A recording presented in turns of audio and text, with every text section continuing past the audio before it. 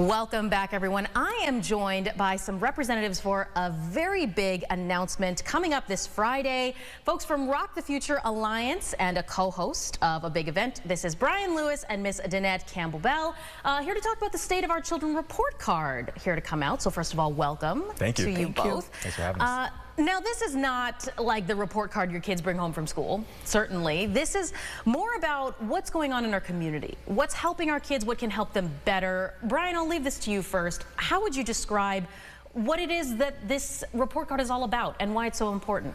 Yeah, so this is ROC the Future Alliance's 12th annual State of Our Children report card. And there's a tribe called the Maasai tribe that greets each other by saying, "How are the children?" And the response to that is supposed to be, "The children are well."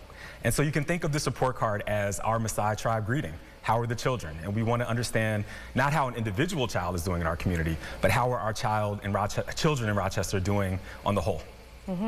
And Danette, you're going to be the co-host emceeing this event. I mean, just tell me about your involvement here.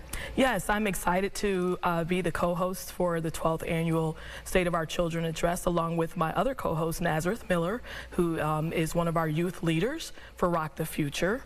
And my role through the Greater Rochester Health Foundation, we are a convener through ROC the Future, a supporting organization, and we help to fund the work of ROC the Future.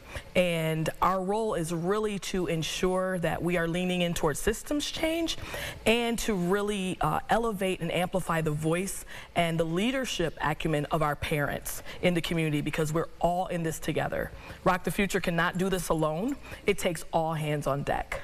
Yeah, that's actually a really great point, because I noticed in the briefing that you guys kind of sent me, there were a lot of not only the importance of the different factors that contributes to a child's overall wellness, but the importance of getting these huge community partners. I understand there's going to be more than 60 in attendance. So talk to me a little bit about that, these many different levels to what makes a child successful. Yeah, it's all about partnership, like Danette mentioned. So we have partnerships that span sectors in Rochester. We have the philanthropic sector, as she mentioned. We have government. We'll have representatives and leaders from city government giving speeches and who partner with us regularly, as well as the county.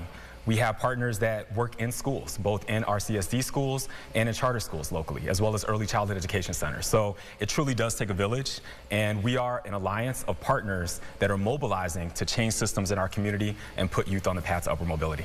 And one other thing I wanted to also mention here with you, Brian, I did notice that the youth engagement was a big part of this, getting the kids to tell you what they need, getting them to talk about these types of things.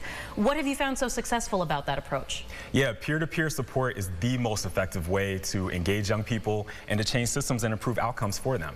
Nobody knows better than young people themselves what they need. And so we have a youth leadership coalition, we call it our YLC, and it's comprised of youth leaders from government representative organizations within RCSD, but also youth development organizations across the city.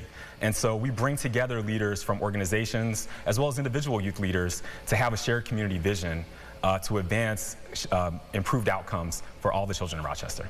Yeah, I'm sure this will be a very informative presentation, something we're very much looking forward to, coming up this Friday at 11:30. I believe tickets are already kind of on the way out there, but there will be plenty of ways to look at this report card, to watch it online. If you want more information about that, it will be on rochesterfirst.com. And I thank you both for joining me this morning. Thank you.